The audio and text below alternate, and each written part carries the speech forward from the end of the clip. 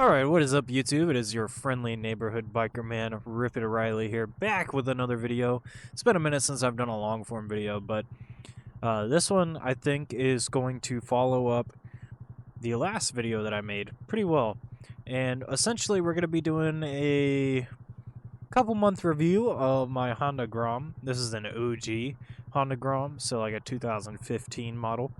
And just kind of go over my experiences that I've had on it, what I think bike is good for, and overall its pros and cons as far as I've seen after owning one for a couple months, and primarily riding this bike over my MT-07, because for the longest time my MT-07 was it just needed a new tire, and I didn't feel like putting a new tire on it, so I just rode this instead. And you know, all around, just to start out with, I have to say that my general opinion on the Grom varies, and it varies depending on why are you looking at a Honda Grom, right? As a first bike, I think that the Honda Grom, honestly, it really isn't even that great as a first bike. I think that something a little bit larger would be more suitable for a first bike, something that you can, you know, possibly go out and do rides with, you know, other bikers and make friends, and kind of find a little bit of a group and fellowship within the biking community, right? Because whenever you first start riding, there's a good chance you might not know anybody that rides yet. So having a bike that has the capabilities to be able to, you know, do the speed limit, be able to do highway speeds, those are all things that are, in my opinion, essential of a starter bike. And the Honda Grom just falls short of that, right? So as a first bike, I don't think it quite hits the mark.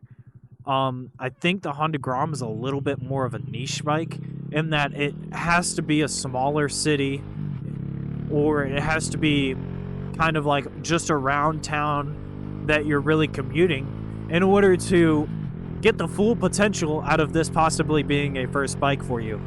You know, if you're in a small town or if you're in a very densely packed city, you know, you're getting the full benefit of this bike because, you know, in a dense city, a stoplight is probably only 20 feet. In a small town, you're not traveling far because everything's kind of just there. It's a small town, right? And if you're not looking to ride with other people, then yes, you know, the Honda Grom might be a great bike for you. But if you're looking to ride with other people, and if you're looking to go out on group rides and, you know, make friends, right?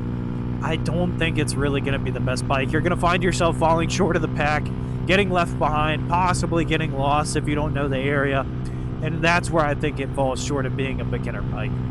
Now, on the opposite end of the spectrum, if you've actually been riding for a while and you're getting interested in maybe stunt riding, wheelies, and doing tricks on your motorcycle, then my opinion completely changes for the Grom. I think it is the best bike to learn those things on. And if you've seen any of my content talking about me learning wheelies myself and my progression as a stunt rider, you've known that a lot of it has happened on this bike that I'm sitting on right here. And I will say I am slightly biased because of a lot of progression, because a lot of the progression that I have had has come from the Grom or has been made on the Grom, right? And I'll go over the reasons why I think that is, and as well as that, why I think it's great for that niche, right? The Grom is such a small bike, and it is very well in character. And what I mean by that is that the Grom is small, it has a little bit of power, but not a lot, right? And it's kind of light, maneuverable, and flickable, how you would expect a small, nimble bike to be, right? And because of those reasons, I think that this bike is probably the most forgiving whenever it comes to learning wheelies, learning stunts, and things of that nature, right? The throttle response on this bike is virtually non-existent. Yes, you get throttle whenever you twist it. But it's not anywhere near my MT-07, for instance, which has probably triple the power of this. You know, the power figures, comparatively speaking to most bigger bikes, is just insane. Now, if you look at something like an R3, for instance, the power figures are going to be a little bit more than, you know, moped-style Honda Grom or Honda Navi, the Z125. You're going to have a good bit more power figure there. You're going to have a good bit more power there on those bikes. You know, an R3, CF Moto 300, bikes like that, you're going to have a little bit more power. And because of that, you're going to be able to do, you know, the speed limit. You're going to be able to actually get around at reasonable speeds. You're going to be able to ride on the highway. You know, all the things that the Grom can't do. But the reason why I don't necessarily think that those bikes are going to be the best stunt learner bike is just because of the fact that they are bigger. They do have slightly more power than, you know, something of this size, right? And I think because of that, they can be slightly unforgiving. You know, I've seen plenty of videos of people trying to learn wheelies on their Ninja 400, for instance. And, you know, sometimes you don't do exactly what you thought you were going to do in your mind. You know, everybody says, oh yeah, if I go past balance point, I'll hit my rear brake. But they've never been past balance point, and whenever you experience that for the first time, sometimes you panic. I mean, it's just a human response. You know, it's not like you're intending to loop out your wheelie. Nobody really wants to loop.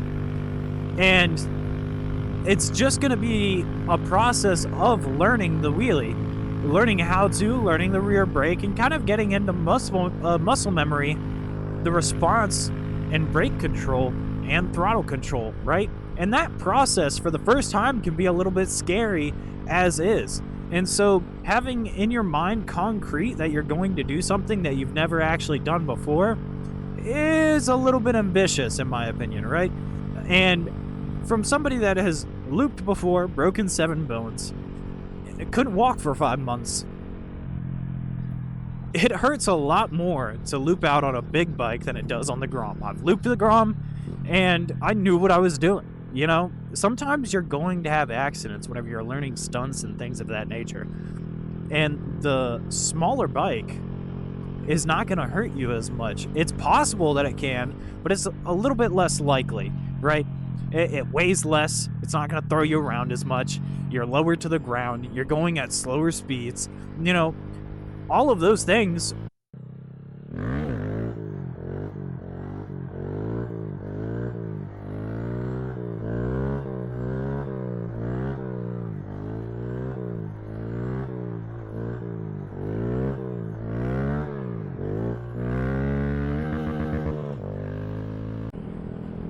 All right, you guys, we're back after congregating with a little bit of a group here.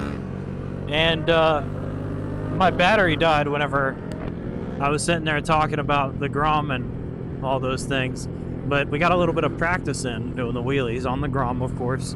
Got some sick photos. Check the Instagram for that later.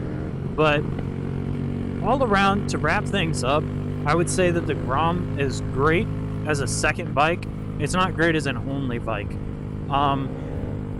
And even though it's great as a second bike, I still find myself riding it more than my MT-07. We'll see if that changes whenever I get my new bike that will be released soon to come. But thank you guys for watching, and I appreciate you guys. You guys are awesome, and I'm glad that you guys enjoy this just as much as I do. I'll talk to you guys next time. I'll see you guys next time. For now, peace.